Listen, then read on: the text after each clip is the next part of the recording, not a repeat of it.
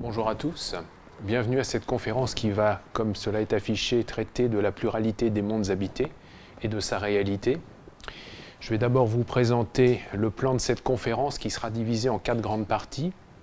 Tout d'abord, la pluralité des mondes habités au fil de l'histoire telle qu'elle est perçue aujourd'hui. La deuxième partie traitera de la pluralité des mondes habités selon le spiritisme.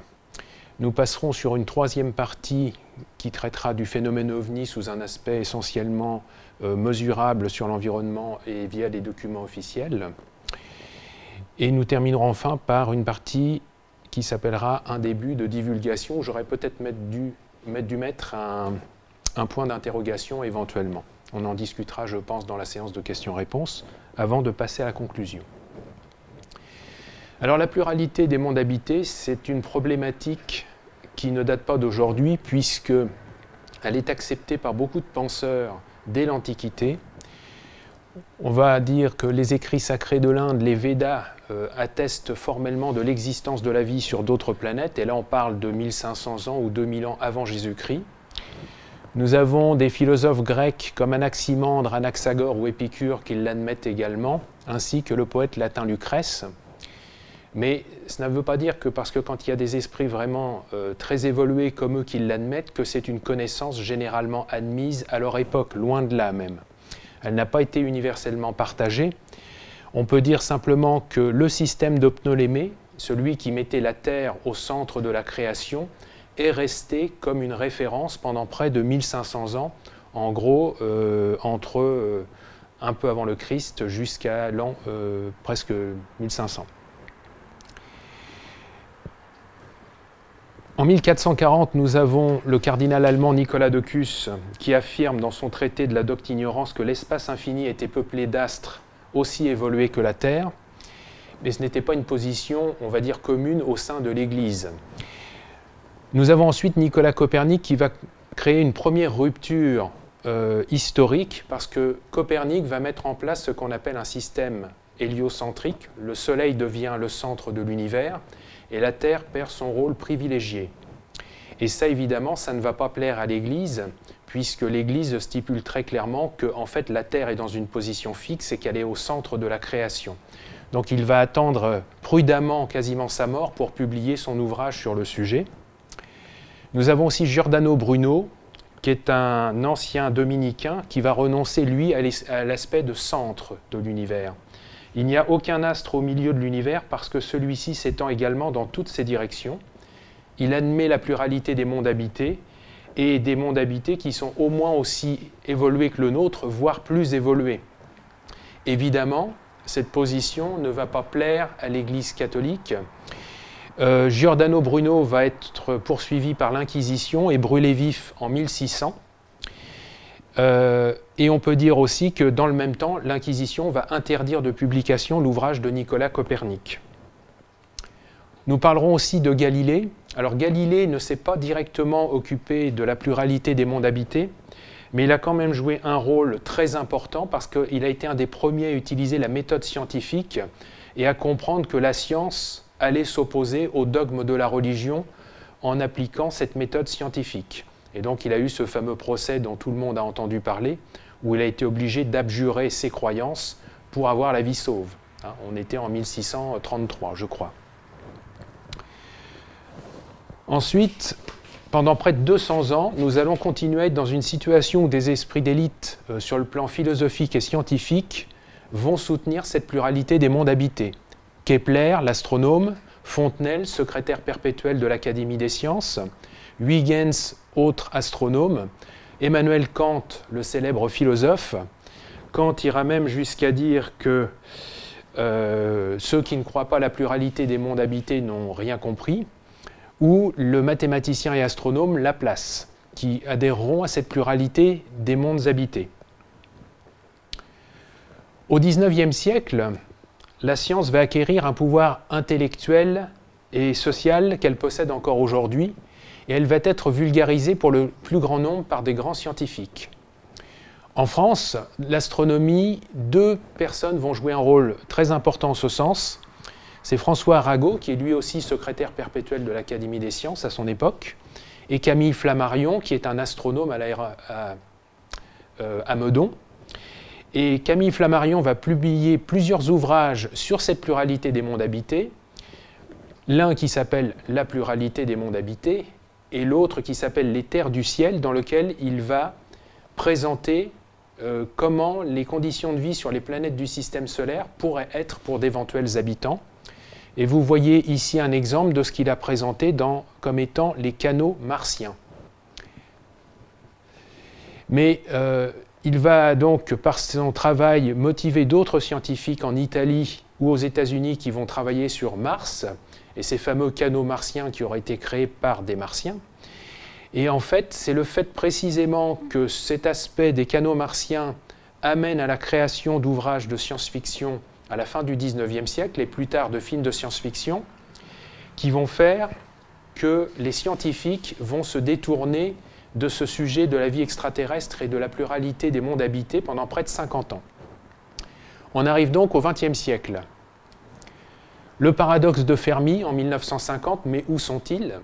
Fermi, prix Nobel, est à la cafétéria avec ses collègues qui travaillent sur l'énergie nucléaire, et d'un seul coup, il se met à dire « Mais où sont-ils » Sous-entendu, où sont les extraterrestres? S'ils existent, ils devraient être déjà là. Donc s'ils ne sont pas déjà là, c'est qu'ils n'existent pas. Et ça va avoir été la conclusion des scientifiques pendant encore quelques décennies. Naissance de la radioastronomie au tout début des années 60.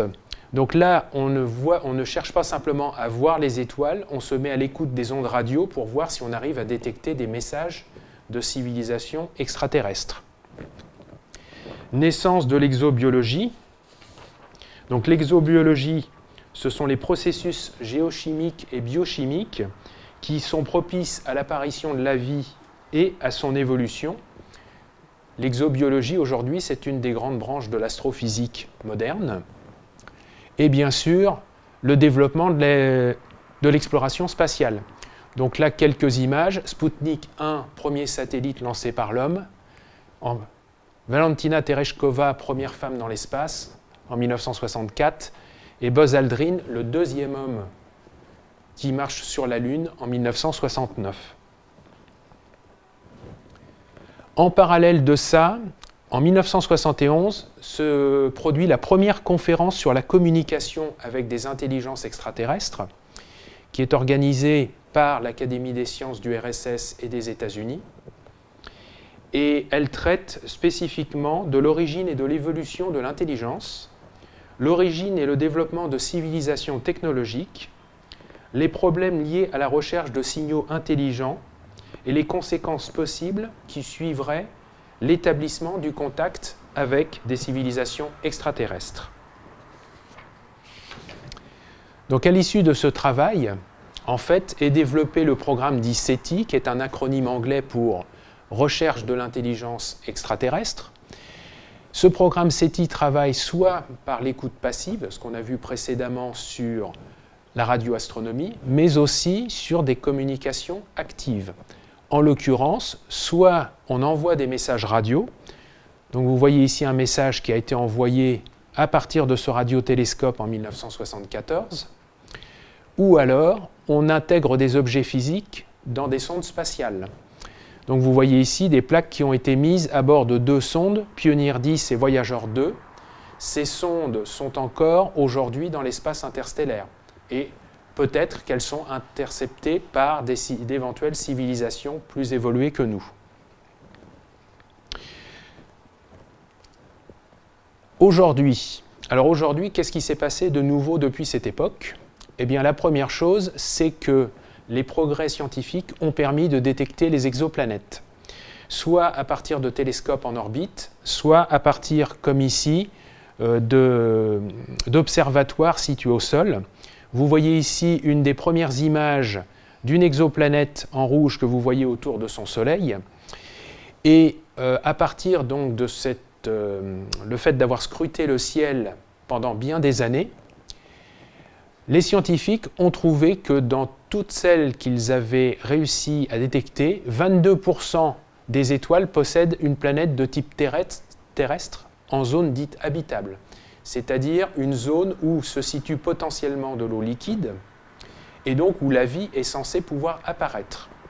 Et à partir de là, ils ont extrapolé les chiffres suivants. 9 milliards de planètes de type terrestre, rien que dans notre galaxie. Pour rappel, ils ont détecté près de 1000 milliards de galaxies, donc ça fait beaucoup de zéros avec un chiffre devant sur des planètes potentiellement habitables. Pour eux, c'est un changement majeur de paradigme dans le monde scientifique, c'est-à-dire de cadre de pensée. Les systèmes planétaires sont la norme et non plus l'exception. Vous voyez ici ce qu'on appelle un disque protoplanétaire, c'est-à-dire une très jeune étoile qui est en cours de formation, et autour, vous voyez des cercles qui sont de couleur sombre, qui sont en fait de la matière qui est en cours d'agrégation et qui vont se transformer en planètes. Donc pour les scientifiques, ça a été vraiment quelque chose de très important parce qu'ils pouvaient constater de visu le phénomène et donc de voir que c'était quelque chose de courant et non plus une vague théorie et qui resterait une théorie. Là, on est dans le factuel. Donc, cela les a amenés à changer leur vision des choses d'une manière très importante, puisqu'on voit de plus en plus de déclarations qui sont faites par des scientifiques dans des agences comme la NASA, mais pas seulement, où ils disent maintenant, la question n'est plus de savoir si on va découvrir la vie extraterrestre, la question est de savoir où, quand et de quel type de vie extraterrestre on va parler. Et ils donnent des horizons, j'ai mis 20 ans en moyenne, il y en a qui sont beaucoup plus optimistes que ça, puisque des scientifiques de la NASA parlaient de 2025, c'est demain 2025. Donc entre 2025, 2035, 2040, mais à horizon de vie d'homme. Maintenant, rien ne dit qu'on saura la trouver si facilement que ça, surtout pour les civilisations évoluées, parce qu'elles ne sont peut-être pas au même niveau que nous et on ne saura pas forcément les détecter.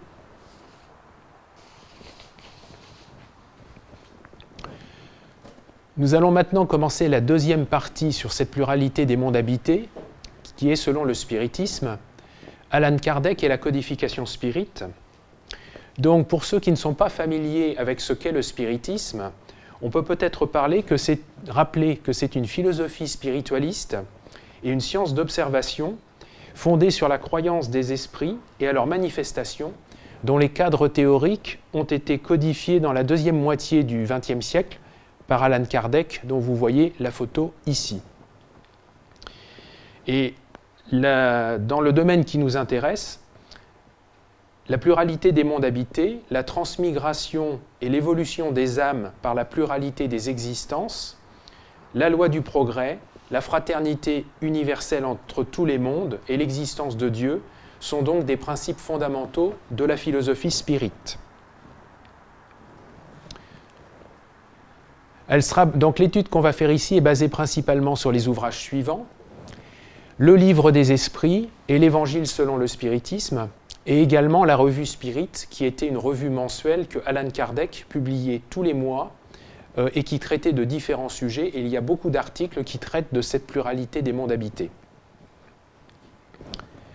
Nous allons nous appuyer sur cette citation de Jésus dans l'évangile de Jean: « Il y a plusieurs demeures dans la maison de mon Père ».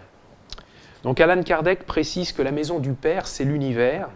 Les différentes demeures sont les mondes qui circulent dans l'espace infini et offrent aux esprits incarnés des séjours appropriés à leur avancement. De l'enseignement donné par les esprits, il résulte que les divers mondes sont dans des conditions très différentes les unes des autres quant au degré d'avancement ou d'infériorité de leurs habitants. On peut néanmoins les diviser en 5 grandes catégories. Tout d'abord, les mondes dits primitifs, qui sont affectés aux premières incarnations de l'âme humaine. Ensuite, les mondes d'expiation et d'épreuve, où le mal domine, ce qui est le cas de la Terre encore aujourd'hui. La troisième catégorie sont les mondes dits régénérateurs. Ce sont des mondes de transition entre les mondes d'expiation et les mondes heureux, où les âmes puisent de nouvelles forces en se reposant des fatigues de la lutte. Donc la Terre est actuellement en route vers cet état de monde régénérateur. Nous sommes dans cette transition pour arriver sur un monde régénérateur. Les mondes heureux, ce sont des mondes où le bien l'emporte sur le mal, c'est ce qu'on appelle aussi des planètes supérieures. Et enfin, les mondes célestes et divins, sur lesquels on a peu d'informations, qui sont le séjour des purs esprits où le bien règne sans partage. Nous allons maintenant regarder d'un peu plus près l'enseignement du livre des esprits, et les esprits instructeurs nous disent ceci. Tous les globes qui circulent dans l'espace sont habités. Et il rajoute même, pour Allan Kardec, l'homme de la Terre est loin d'être, comme il le croit, le premier en intelligence, en bonté et en perfection. Il y a pourtant des hommes qui se croient forts et qui s'imaginent que ce petit globe a seul le privilège d'avoir des êtres raisonnables. Orgueil et vanité, ils croient que Dieu a créé l'univers pour eux seuls. Leur constitution physique est très variée. Alors, autre point important à retenir, c'est que les mondes habitables dans la philosophie spirit sont bien plus nombreux parce que leurs conditions d'habitabilité vont au-delà des conditions d'habitabilité des scientifiques, que les scientifiques reconnaissent aujourd'hui. On va voir ça un petit peu après. Les êtres qui les habitent peuvent avoir une organisation différente de la nôtre et être formés d'une autre matière que la nôtre. Elle est appropriée au degré de pureté où sont arrivés les esprits et au milieu où ils sont amenés à vivre. Alors ça, c'est un point très important que nous apprend le spiritisme. Sur Terre, la matière est connue sous 3 états principaux, solide, liquide et gazeux. Mais en fait, le spiritisme nous apprend que la matière existe aussi sous des états plus subtils, qu'on appelle éthérés, et ces états subtils ne sont pas perceptibles ni par nos organes de perception, ni par nos instruments. On ne peut pas les mesurer. Mais le fait qu'on ne puisse pas les mesurer ne signifie pas qu'ils n'existent pas. Leur durée de vie est proportionnée au degré de supériorité physique et morale. La règle générale, c'est plus les êtres sont évolués, plus leur durée de vie est longue.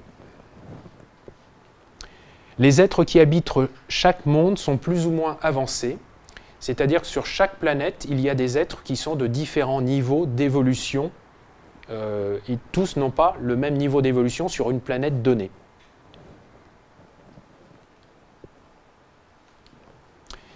Nos différentes existences corporelles ne s'accomplissent pas toutes sur la Terre.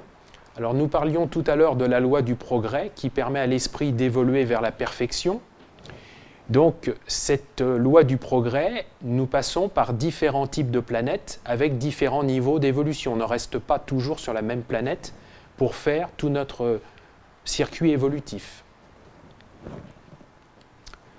L'âme peut revivre plusieurs fois sur le même globe si elle n'est pas assez avancée pour passer dans un monde supérieur. Eh bien, c'est notre cas sur Terre, c'est-à-dire par la loi de réincarnation, la pluralité des existences.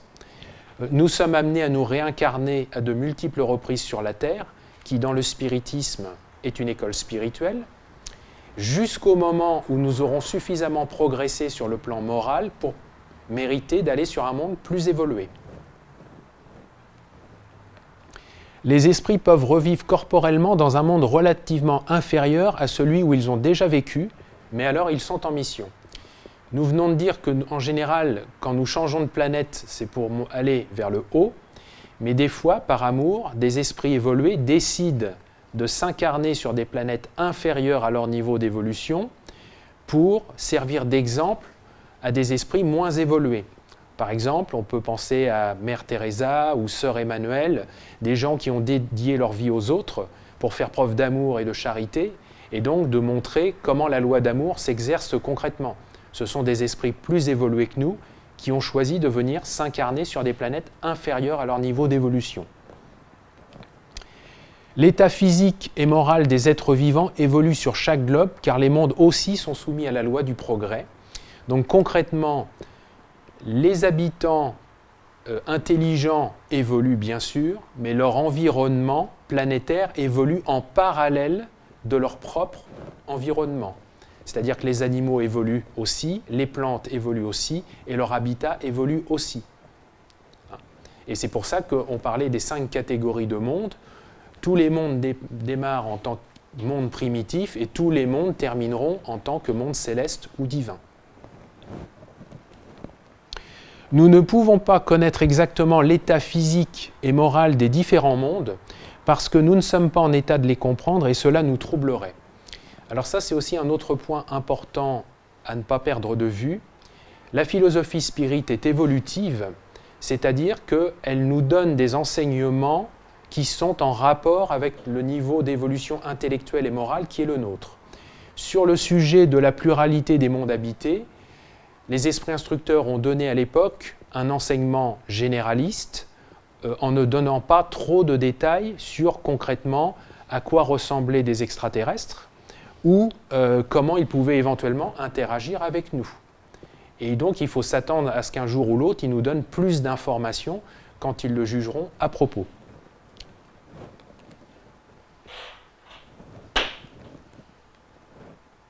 Alors là, nous allons parler maintenant des enseignements de la revue Spirit. Donc la revue Spirit, donc, qui était une revue mensuelle, nous donne beaucoup d'informations sur la description des planètes, les corps des habitants, leur alimentation, leurs rapports sociaux et leur occupation. Nous allons commencer d'abord par ce qui est décrit comme un monde inférieur. Il nous est dit dans la revue Spirit d'octobre 1860 que la planète, la Terre est aride, il y a peu de verdure, un feuillage sombre que le printemps ne rajeunit pas, un jour égal et gris, le soleil à peine apparent ne prodigue jamais ses fêtes, le temps coule monotone sans les alternatives et les espérances des saisons nouvelles. Quant à ses habitants, les êtres qui l'habitent sont rudimentaires, ils ont la forme humaine mais sans aucune beauté. Sans industrie, sans invention, leurs habitants dépensent leur vie à la conquête de leur nourriture. Ils ont tous les instincts de l'homme, sans l'ennoblissement de la bonté. Leur durée de vie est courte. Nous allons passer maintenant à un exemple de monde plus évolué que la Terre, qui est cité dans la revue Spirit comme étant la planète Vénus, où il nous est dit que dans cette planète, il y a une atmosphère de l'eau, des mers, mais plus subtile que sur la Terre. Donc là, on en revient toujours à ces états éthérés dont on parlait tout à l'heure. La température y est toujours douce et tempérée. La nature a des formes molles et arrondies qui n'ont point les violences et les âpretés des sites terrestres. Quant à ses habitants, ils ont la même conformation physique que la nôtre. Ils ne se nourrissent que de fruits, de légumes et de laitage et sont en parfaite santé. L'incarnation y est infiniment plus longue que sur Terre. La vieillesse y est à l'apogée de la dignité humaine, exempte d'infirmité et de laideur, elle est calme et rayonnante. L'industrie terrestre, appliquée à la recherche du bien-être matériel, est simplifiée et disparaît presque dans les régions supérieures où elle n'a aucune raison d'être. Les arts sublimes la remplacent.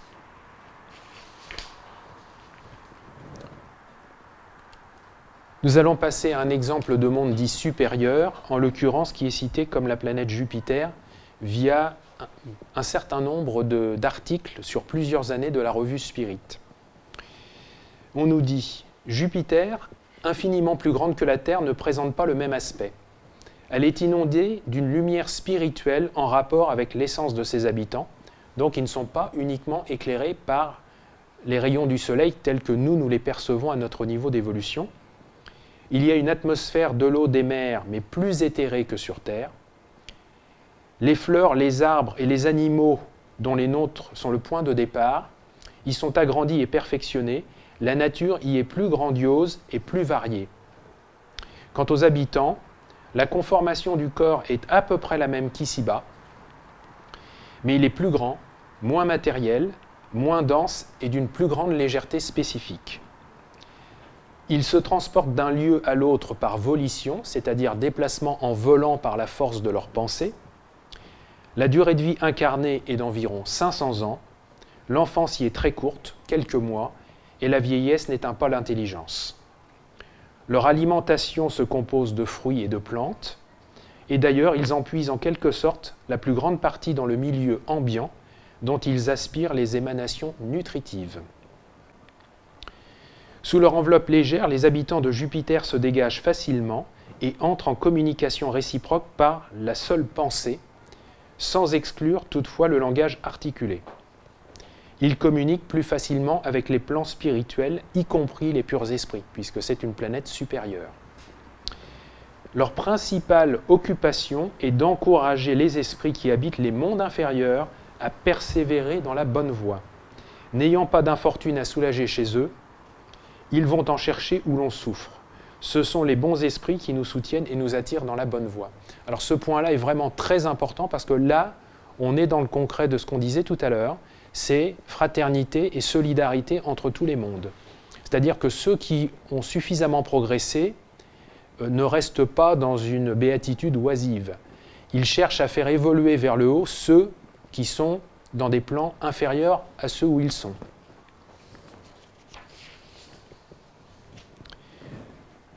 Nous allons maintenant parler de Chico Xavier. Alors pour ceux qui ne connaissent pas Chico Xavier est un médium brésilien très connu qui a publié sous influence spirituelle plus de 460 ouvrages. Au Brésil, son rôle pour le développement de la spiritualité au Brésil a été reconnu par l'Assemblée nationale après sa mort.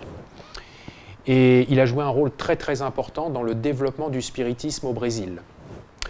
Et il a psychographié 2 ouvrages décrivant des aspects intéressants et surprenants de la vie martienne. Le premier ouvrage, c'est Lettre d'une morte de l'esprit de Maria João de Deus, qui est sa mère naturelle. Et le deuxième, c'est Nouveau message de l'esprit de Humberto de Campos, qui était un poète brésilien assez connu lorsqu'il était incarné sur Terre. Ici, donc, vous voyez bien sûr une photo de Chico Xavier. Et sur la gauche, c'est une photo qui a été prise par le robot Curiosity en 2012 à son arrivée sur Mars. Donc ça, c'est Mars tel qu'on le voit, nous, à notre niveau d'évolution aujourd'hui. Mais d'après ces esprits-là, les choses sont un petit peu plus compliquées que ça. Ils nous disent, sur la planète, il y a une atmosphère, de l'eau, des mers, mais plus subtile que sur Terre. On en revient donc toujours à cet aspect, qu'est-ce que la matière ? Une végétation avec de plus belles couleurs et parfums, mais tirant sur le rougeâtre. Alors, ce n'est pas une photo de Mars sur le plan en question, bien sûr. C'est une photo que j'ai récupérée sur Internet pour donner cet effet rougeâtre. Sur le plan de ses habitants, il nous est dit une civilisation technologiquement très avancée. Alors là, ces 2 esprits nous parlent en fait de véhicules aériens qui se déplacent dans toutes les directions et vraiment des machines puissantes qui servent en particulier à faire rayonner l'eau à travers les canaux martiens, parce qu'on en revient toujours à ces fameux canaux martiens, qui sont quelque chose de naturel, mais qui sont quand même utilisés. De grandes villes rappelant les mégalopoles terrestres avec des parcs gigantesques. Là, on nous cite, si je cite Humberto de Campos, les bâtiments me rappelaient la tour Eiffel ou les gratte-ciel les plus audacieux de New York. Et Maria João de Deus nous dit qu'elle est passée près d'une ville faite de bâtiments très similaires à ceux de la Terre. Donc c'est pour ça que j'ai intégré cette image virtuelle de ce que ça pourrait être. Des humanoïdes dotés de capacités de volition, donc toujours capacité de se déplacer en volant par la force de leur pensée. L'humanité de Mars a évolué plus rapidement que celle de la Terre, et la plus profonde spiritualité caractérise cette humanité. Alors effectivement, quand on voit la différence entre ce que les ouvrages spirites, et là je me suis limité à Chico Xavier, mais d'autres ouvrages de médiums brésiliens vont tous dans le même sens que celui-ci. Donc on se dit, mais comment ça se fait que nous, on ne détecte rien ? Et ça montre bien que, en fait, il existe des plans pour l'incarnation des êtres nettement plus évolués que nous ne sommes pas en mesure de détecter, si on en suit ce que dit le spiritisme et aussi un certain nombre d'autres formes de spiritualité. Nous allons passer maintenant à la 3e partie de cette conférence, le phénomène OVNI. Et avant d'expliquer la définition, pourquoi parle-t-on du phénomène OVNI ?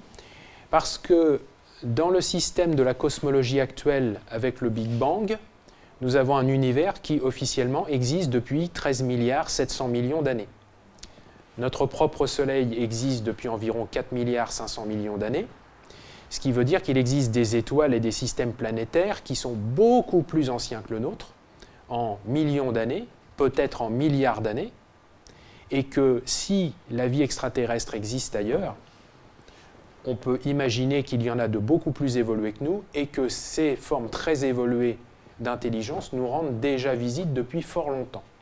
Et là, on va juste aborder ce sujet-là sous cet aspect documentaire et effet mesurable. Alors, qu'est-ce qu'un OVNI ?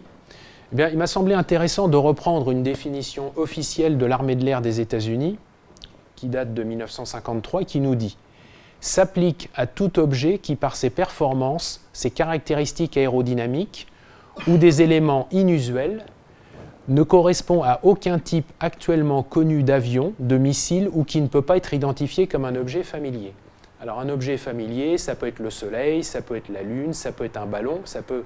Voilà, des choses qu'on a l'habitude de voir. J'en ai aussi rajouté une autre que je trouve intéressante, de Roscoe Hillenkoetter. Je vous expliquerai après qui est Roscoe Hillenkoetter, où il nous dit « Les ovnis sont des objets inconnus qui sont opérés par une intelligence. Il est impératif que nous apprenions d'où ils viennent et quel est leur but. » Donc là, on voit bien tout de suite que l'enjeu du sujet est un peu différent. On nous parle d'intelligence et ils sont là, que font-ils là? Roscoe Hillenkoetter, c'est un amiral de la marine des États-Unis, mais c'est surtout le premier directeur de la CIA à sa création en 1947. C'est donc quelqu'un qui a eu accès à beaucoup de documents sensibles dans une période où justement le phénomène OVNI s'est rendu plus ostensible. C'est pour ça que j'ai jugé utile de le citer dans ce qu'il a dit sur ce sujet. Quelques photographies pour que vous puissiez voir à quoi ressemblent des ovnis.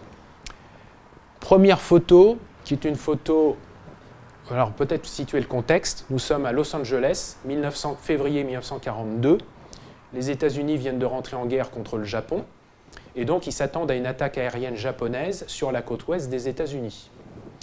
Vous voyez un ovni qui survole la ville de, la ville de Los Angeles, et qui est en fait ciblé par des projecteurs de défense antiaérienne. Et ici, vous voyez les éclats des obus qui lui sont tirés dessus.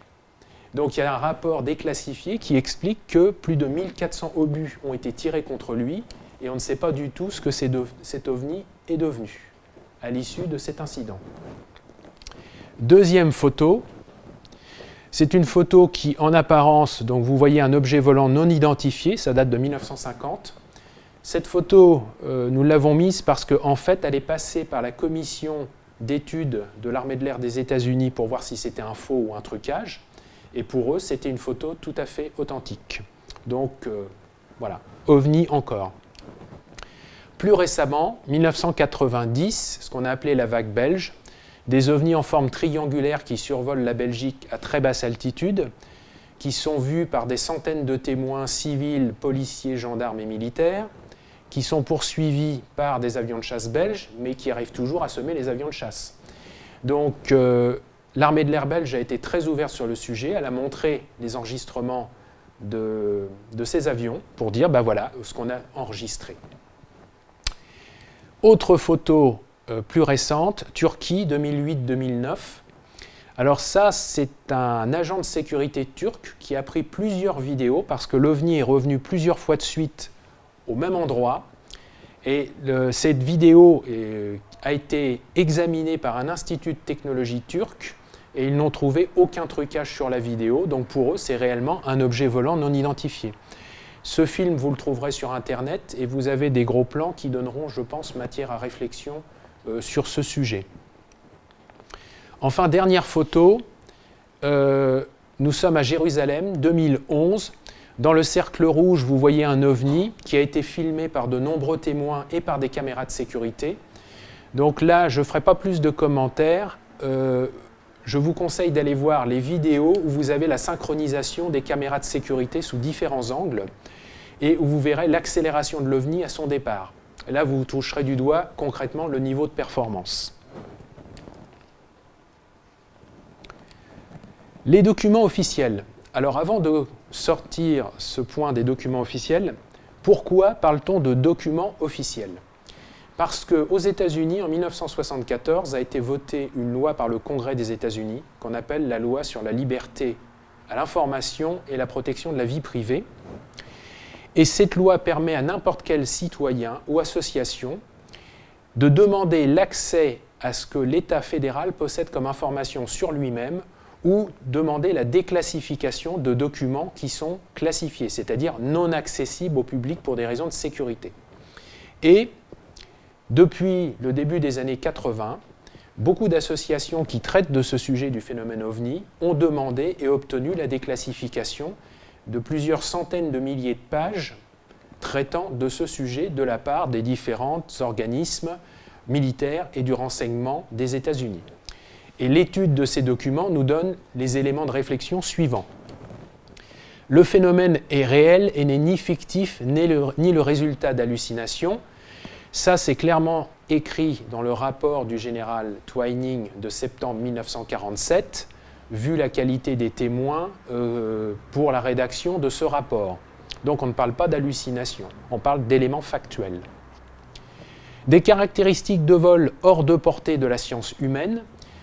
Pourquoi on est capable de dire ça? Parce que pour ceux qui visionneront les films, ils verront les accélérations en question. Et surtout, il y a eu beaucoup d'enregistrements enregistrés au radar. Et donc les radars, ils ont donné des vitesses de 15 000, 20 000, 30 000 km/h, des accélérations de 60 G, c'est-à-dire 60 fois la gravité terrestre. Aucun être humain ne pourrait supporter de telles accélérations. Ou des virages à angle droit. Ou alors d'arriver à très haute vitesse et de s'arrêter sans bouger. Leur comportement quand ils sont contactés par des avions renforce la possibilité que certains de ces objets puissent être pilotés manuellement, automatiquement ou à distance. Là, je cite toujours le rapport du général Twining. Et on en revient avec ce que disait l'amiral Hélène Cotter tout à l'heure sur l'intelligence du phénomène. Quand on parle de ça, ça veut dire concrètement que quand un ovni se rapproche d'un avion de ligne, en général, il ne se passe pas grand-chose. Des fois, il est un peu trop près au goût du pilote, mais ça, c'est un autre débat. Mais quand des avions de chasse sont envoyés intercepter un ovni, soit l'ovni va fuir à très haute vitesse, soit il va rentrer dans une simulation de combat aérien avec l'avion de chasse, où il va montrer sa supériorité. Il va être capable de neutraliser à distance ses instruments, ses systèmes d'armes, ses communications radio, et obliger l'avion de chasse à retourner à sa base. Pour ceux qui sont intéressés par ce sujet, je leur conseille de rechercher sur Internet ce qu'on appelle l'incident de Téhéran en 1976. Encore une fois, rapport déclassifié. Un intérêt soutenu pour le nucléaire, militaire en particulier, et pour le spatial. Alors ça, c'est un élément central du phénomène OVNI. Dès 1947, survol systématique et répété de toutes les installations nucléaires des États-Unis. C'est-à-dire où est-ce qu'on enrichit l'uranium, où est-ce qu'on fabrique les bombes, où est-ce qu'on les stocke et où sont les bases de missiles. Là, en gros, période 47-49. Dans les années 60 et 70, survol de bases de missiles balistiques et neutralisation des missiles à distance. Ou alors, plus amusant, enfin ça dépend de quel point de vue on se place, lancement du compte à rebours des missiles pour les lancer. Donc les officiers qui sont dans les bunkers de commandement sont obligés d'intervenir pour empêcher le lancement des missiles. Et là, on a des incidents très documentés sur le sujet. Pour ceux qui s'intéressent vraiment à ce sujet OVNI et nucléaire, il y a une conférence qui a été faite à Washington en 2010 par un dénommé Robert Hastings. Cette conférence est sur YouTube. Il existe une version sous-titrée en français. Je conseille son visionnage à tous ceux qui sont intéressés. Un niveau de secret le plus élevé amenant à une politique de désinformation du grand public.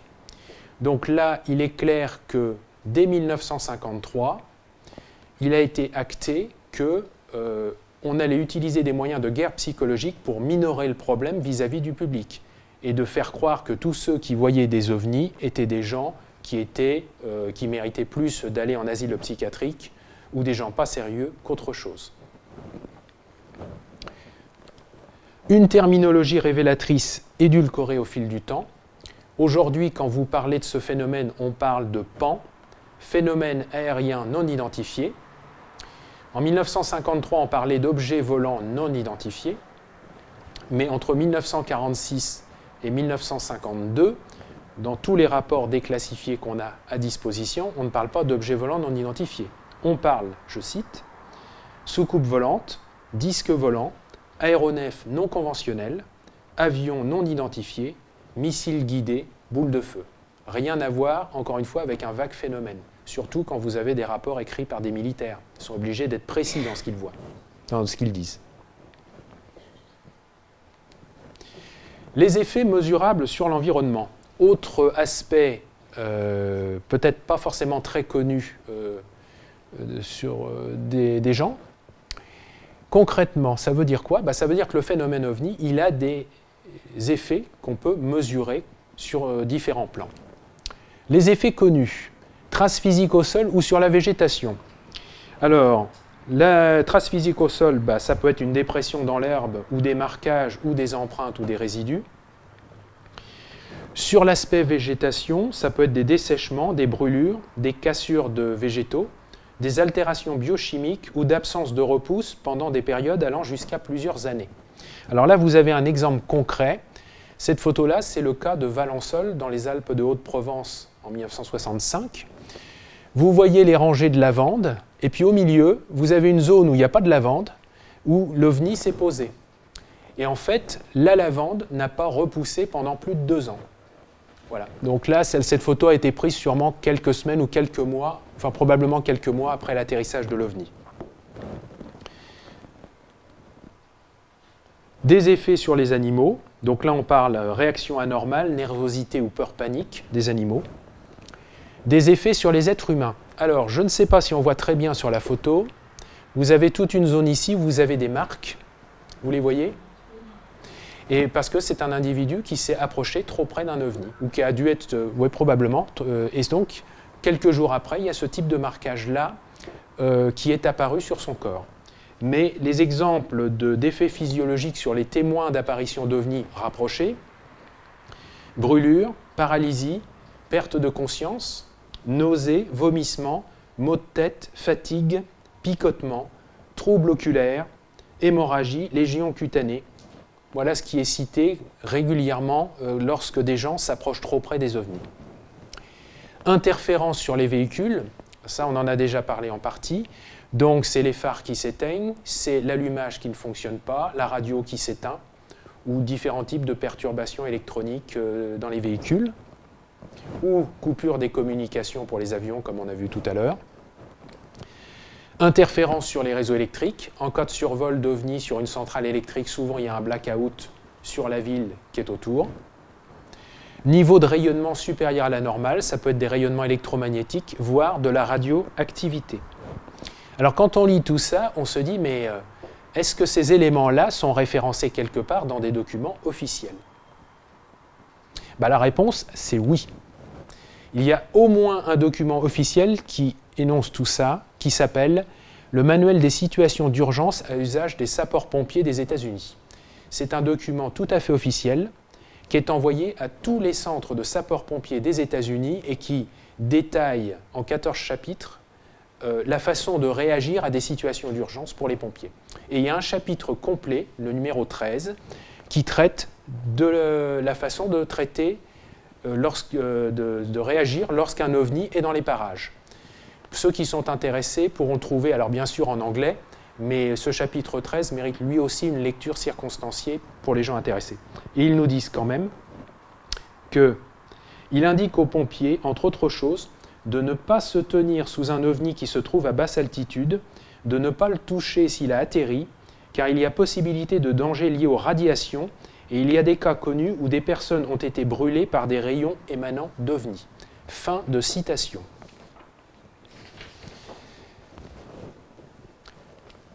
Nous allons parler maintenant, revenir à Chico Xavier et ses relations avec les extraterrestres, parce que ça, ce sont des informations qui sont très récentes. Chico nous avait déjà dit, il y a un certain temps, « La dureté de notre cœur est en soi un obstacle pour un contact étroit et permanent avec les extraterrestres. Une évolution intellectuelle, illuminée par l'amour fraternel, selon les enseignements de Jésus, nous permettrait de recevoir d'êtres supérieurs des leçons de progrès. Il était passé déjà en 1971 dans une émission qui s'appelle Pinga Fogo, pour ceux qui connaissent, où c'était l'émission la plus regardée de la télévision brésilienne. Et il indiquait à l'époque que nous allions prendre conscience que nous faisions partie d'une fraternité universelle. Mais en fait, Chico a connu plusieurs rencontres rapprochées avec des extraterrestres, des races extraterrestres, et on a des témoignages de plusieurs de ses proches que je vais vous lire parce que ces informations-là datent entre 2012 et 2016, donc elles sont sorties plus de 10 ans après sa mort. Le premier témoignage sera celui de Weimar Muniz de Oliveira. Alors Weimar Muniz de Oliveira, c'est le président de l'Association brésilienne des magistrats spirites. Il est membre du Conseil supérieur de la Fédération spirite brésilienne et il nous dit ceci. Cela m'a rappelé un récit que nous a fait Chico à Uberaba, il y a environ 20 ans. 3 autres personnes et moi étions à la table du médium, dans sa maison, quand Chico a commencé à parler de la soucoupe volante qui se posait une fois par an sur un plateau très élevé de Pedro Leopoldo. Comme il a commencé à parler, j'ai rassemblé mon courage et j'ai demandé « Chico, je peux écrire ?» Il m'a répondu « Vous avez le droit, mon fils. » Je n'ai pas perdu de temps et écrit ce que j'ai pu. Je me souviens qu'entre autres choses, il a dit que la seule personne qui a eu accès à l'intérieur du navire était son neveu, dont je n'ai pas noté le nom. Il a également dit que la seule personne qui les a mis en contact avec le commandant du navire était une humble couturière, sans décliner son nom. Plus tard, j'ai essayé de la retrouver dans la ville de Uberlândia, où elle s'était installée, mais je n'ai pas réussi. Il a également dit que le commandant allait toujours à la maison de la couturière pour chercher de l'eau de son réservoir. Il a été très impressionné par notre canne à sucre, au point de demander à la couturière un échantillon, le prenant avec lui à bord du navire.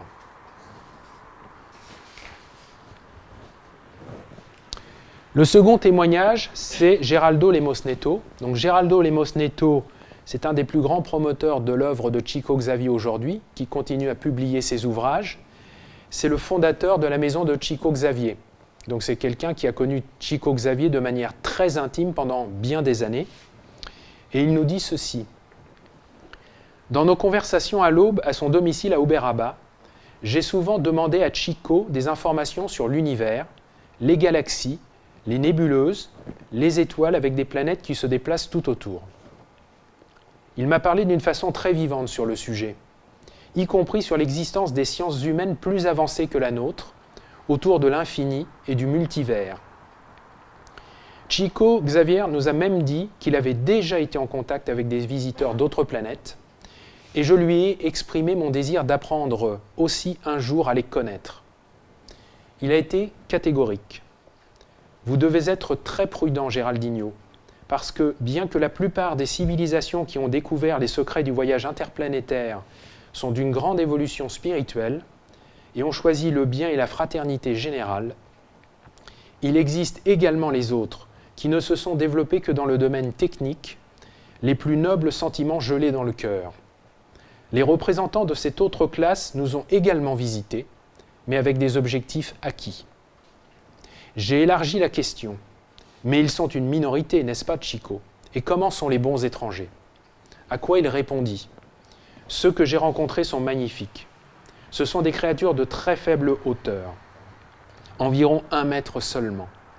Ce sont des grandes intelligences, et ils ont donc une grande taille de la tête par rapport à la nôtre, avec de grands yeux en amande et doux. Ils sont en mesure de faire tous les chemins de la vie dans les différents niveaux des questions physiques et spirituelles. Ils ont un nez, des oreilles, et la bouche est juste un petit trou. Leurs systèmes physiologiques sont très différents du nôtre, et ils n'ont plus d'intestin. Toute leur alimentation est liquide. Ils sont d'une extraordinaire bonté de protéger la civilisation terrestre en prenant un engagement avec Jésus de nous guider vers le bien.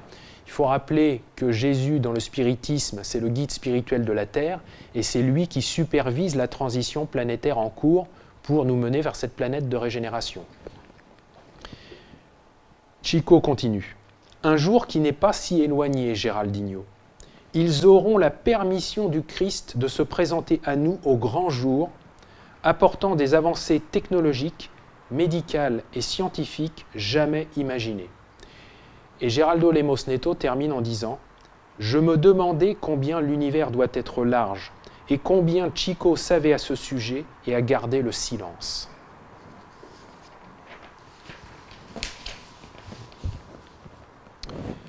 Nous allons passer maintenant au troisième témoignage, celui de Maria Elisa de Sales Santos, qui est la femme que vous voyez penchée ici sur Chico Xavier. Pourquoi on va citer cette personne? Parce que cette personne, c'est l'humble couturière qui a été citée au premier témoignage. En fait, elle a été retrouvée début 2016 par l'ufologue spirit brésilien Pedro de Campos. Et Pedro de Campos, je vous passe les détails comment il l'a retrouvé parce que ça aussi, ça mériterait une explication circonstanciée. Mais après l'avoir retrouvé, il l'a eu au téléphone, il l'a rencontré et donc il a eu son témoignage qu'il a publié. Et Maria Elisa nous dit ceci. Cela portait sur la fin des années 70, peut-être 1979. J'ai remarqué une lumière intense qui fondit du ciel. Ce fut la première fois que je vivais une telle expérience. Je n'avais jamais entendu parler de quelque chose de similaire. Le navire a atterri dans la partie inférieure où se trouvait la vallée, dans une clairière. Puis vinrent deux êtres. Ils étaient grands, environ 3 mètres de haut, avec d'après son estimation par rapport à la colline. Tous deux avaient un beau type de corps, avec de longs cheveux, très légers. Ils portaient les mêmes vêtements. De façon surprenante, les environs de chacun d'eux étaient comme saupoudrés d'une lumière bleuâtre, d'une luminosité inhabituelle. Les êtres arrivèrent sur le terrain à côté de sa maison. Elle a pris l'initiative de demander leur nom, ajoutant à voix haute qu'ils étaient les bienvenus.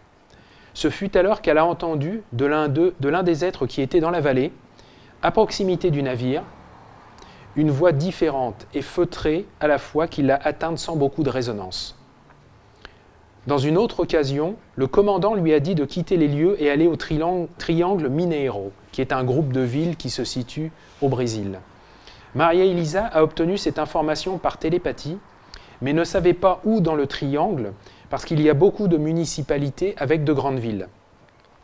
Puis, un jour que Chico Xavier était disponible, elle a décidé de discuter avec le médium pour l'orientation. Chico a eu connaissance des faits. L'un de ses parents avait également pris contact. À l'époque, la conversation avec le médium a été très fructueuse. Chico Xavier, instruit par son mentor Emmanuel, lui a dit « La ville indiquée par ses amis de l'espace est Uberlandia. » Elle a donné du crédit à cette information et s'en est retournée, et cela a changé sa vie. Elle est venue avoir des craintes au sujet de contact, mais le médium la rassura. Ils viennent d'une planète très lointaine, inimaginable pour nous, hors de notre galaxie. Il ne faut pas en avoir peur, ils sont très lumineux, ils ne vous dérangent pas. Ils sont ce que nous appelons des anges. Alors, pourquoi j'ai tenu à présenter ces témoignages in extenso? C'est parce que je pense qu'ils sont très importants de par l'aura de Chico Xavier et la qualité des témoins qui en plus ne se connaissaient pas. C'est ça qui est intéressant, on a la sanction de la concordance. Mais aussi parce que ces témoignages-là confirment bien d'autres témoignages dans des milieux non spirites qui parlent, on va le voir, de communication avec d'autres espèces que la nôtre. Nous arrivons à cette quatrième partie que j'ai intitulée « Un début de divulgation avec ou sans point d'interrogation, je vous laisserai en juger ». Pourquoi on parle de début de divulgation? Parce qu'avec tous les éléments que nous venons de voir, il est difficile d'imaginer qu'un certain nombre de dirigeants politiques, militaires, n'ont pas abouti à des conclusions que nous recevions des visites d'intelligence extérieure, quel que soit l'emplacement de l'extérieur en question. Et on voit bien que depuis un certain nombre d'années, il y a une accélération du tempo de la diffusion de ces informations dans des cercles relativement restreints, dans le cercle politique, économique, scientifique ou religieux, pour acclimater la population à cette nouvelle réalité. Je m'appuierai pour cette partie par 3 citations. La première est de Wernher von Braun. Alors Wernher von Braun, aujourd'hui, est peut-être pas trop connu. C'est un spécialiste des fusées allemands qui est parti aux États-Unis à la fin de la Deuxième Guerre mondiale. Et avec une autre équipe de scientifiques allemands, ils ont joué un rôle très important dans le développement spatial des États-Unis dans les années 50 et 60. C'est lui qui a mis au point la fusée Saturn V pour aller sur la Lune.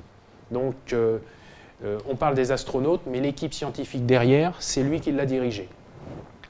Et il nous dit, en 1959, c'est-à-dire, personne n'a été dans l'espace, seul il y a 2 ou 3 satellites qui y sont, c'est tout. Nous nous trouvons face à des puissances qui sont beaucoup plus fortes que ce que nous avions jusqu'ici assumé et dont la base est en ce moment inconnue de nous.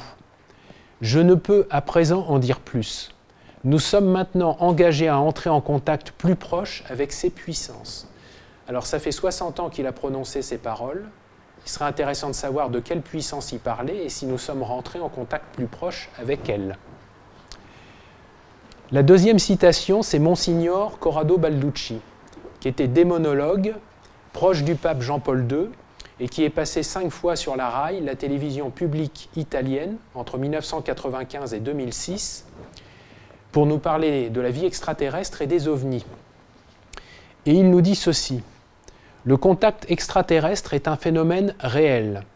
Le Vatican reçoit beaucoup d'informations sur les extraterrestres et leur contact avec les hommes de ces nonciatures, c'est-à-dire de leurs ambassades, dans de nombreux pays tels que le Mexique, le Chili et le Venezuela. Enfin, dernière citation, Arun Jaitley. Ça m'étonnerait qu'il y ait beaucoup de gens qui le connaissent ici, et pourtant, Arun Jaitley, en 2014, lorsqu'il s'est fait cette citation, était ministre de la Défense et de l'économie de la République d'Inde, c'est-à-dire le numéro 2 du gouvernement indien. Il est toujours aujourd'hui ministre de l'économie de la République d'Inde, aujourd'hui. Et il nous dit ceci: la journée des ovnis est une journée dédiée à l'existence des objets volants non identifiés. Cette journée est célébrée pour augmenter la prise de conscience sur l'existence des ovnis et, avec cela, celle des êtres intelligents de l'espace. Donc voilà ce que des gens qui occupent des fonctions de premier plan, et ne sont pas les seuls, disent sur ce sujet. Ceci étant rappelé, juste une petite synthèse des événements sur lesquels je suis tombé depuis, on va dire, une dizaine d'années qui montrent l'accélération de ce tempo. En 2009, l'Académie pontificale des sciences organise au Vatican une semaine d'études à destination des astronomes, des biologistes, des géologues et des leaders religieux pour discuter de l'existence des extraterrestres. Je crois qu'il est intéressant de rappeler aussi la position du Vatican. Le Vatican, depuis, on va dire, une petite trentaine d'années, est très ouvert sur la question des extraterrestres. Je peux citer par exemple George Coyne, ancien directeur de l'Observatoire du Vatican, qui déclare en 1992 « L'Église n'exclut plus l'existence d'autres êtres intelligents dans l'univers. Aujourd'hui, Giordano Bruno, condamné pour son affirmation hérétique relative à la pluralité des mondes habités, ne ferait plus scandale. » Le 2008, l'Observatore Romano, quotidien officiel du Vatican, publie une interview de Monseigneur José Gabriel Funes, qui est directeur de l'Observatoire du Vatican, avec le titre suivant « Extraterrestre, mon frère ». Plus récemment, le pape François a évoqué le sujet en promettant de baptiser les aliens s'ils étaient prêts. Et j'aimerais rappeler, pour terminer ce sujet Vatican, que le Vatican a fait construire en Arizona un des plus grands télescopes au monde. On peut se demander pourquoi le Vatican fait construire un télescope géant. Qu'est-ce qu'il cherche à détecter? J'aimerais bien avoir la réponse à cette question, je l'avoue. En 2010, la Royal Society organise un séminaire à destination des scientifiques. Le thème « Détection de la vie extraterrestre et ses conséquences pour la science et la société », parce qu'ils ont compris que les conséquences, ce n'est pas uniquement un problème scientifique, c'est un problème philosophique, éthique, religieux et géopolitique. 2011, Forum de la compétitivité globale, Riyad, Arabie Saoudite. Alors celui-là, je l'aime beaucoup, parce qu'on pourrait s'imaginer dans des séminaires à destination des VIP politiques et économiques, comme d'anciens présidents ou premiers ministres ou présidents de multinationales. Pourquoi ont-ils besoin d'avoir des séminaires sur contact, apprendre de l'espace, où on leur dit en gros, impact de la vie extraterrestre, intelligente ou non, le phénomène OVNI et de ses impacts sur le monde économique. Là aussi, une question à se poser.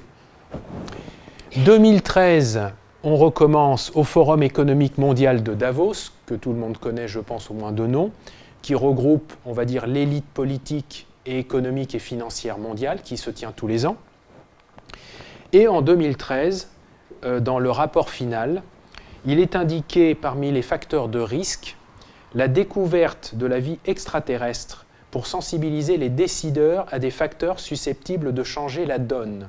Je cite, « Si la présence de la vie ailleurs dans l'univers était avérée, les conséquences psychologiques pour nos systèmes de croyances seraient considérables. Avec une éducation de base et des campagnes de sensibilisation, le public peut atteindre une meilleure connaissance scientifique et de l'espace et une résistance cognitive qui éviterait des conséquences sociales non désirées d'une découverte aussi profonde et le changement de paradigme, c'est-à-dire de cadre de pensée, concernant la position de l'humanité dans l'univers. » Fin de la citation. 2014, la NASA, qui est plus dans son rôle, qui organise un symposium sur le thème « Se préparer à la découverte de la vie extraterrestre, abus scientifiques ». Je vous citais tout à l'heure Hélène Stofan, scientifique en chef de la NASA, qui déclare en 2015 que la vie extraterrestre sera trouvée d'ici 2025. On peut même se poser la question, pour être si affirmatif que ça, est-ce qu'ils ne l'ont pas déjà trouvé? Mais je mets un point d'interrogation. En 2018, la NASA, toujours elle, donc ça date de moins de 6 mois, organise un symposium sur recherche de civilisation extraterrestre via les technosignatures. Alors, qu'est-ce qu'une technosignature? C'est un signal ou une preuve qu'une civilisation est avancée technologiquement. Ça peut être des traces de pollution dans l'atmosphère de la planète, des satellites en orbite, de la chaleur d'origine industrielle, ou par exemple des impulsions radio répétitives et très segmentées. Et ils l'ont fait, je crois, en septembre, octobre 2018. Et ça, c'est ceux que j'ai pu trouver. Il y en a sûrement d'autres qui étaient peut-être en parallèle, qui n'ont pas été détectés.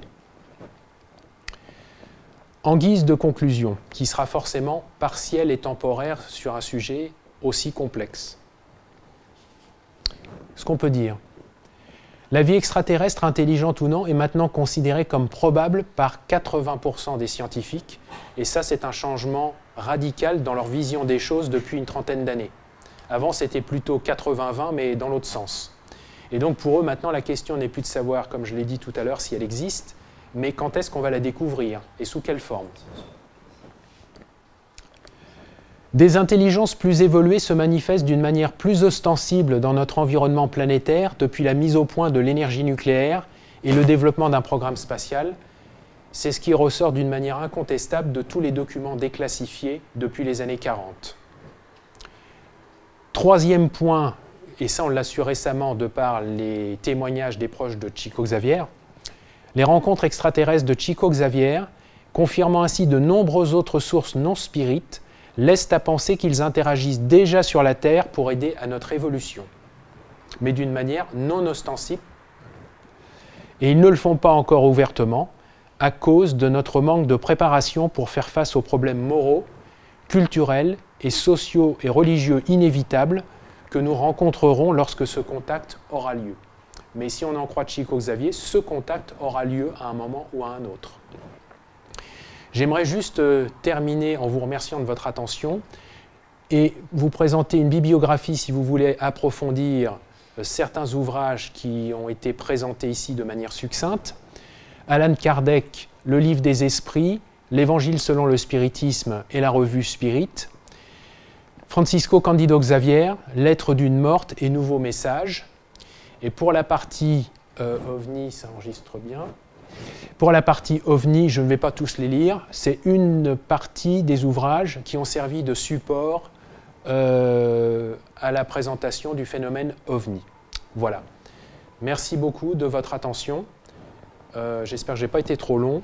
Et puis, je suis prêt maintenant à répondre à vos questions.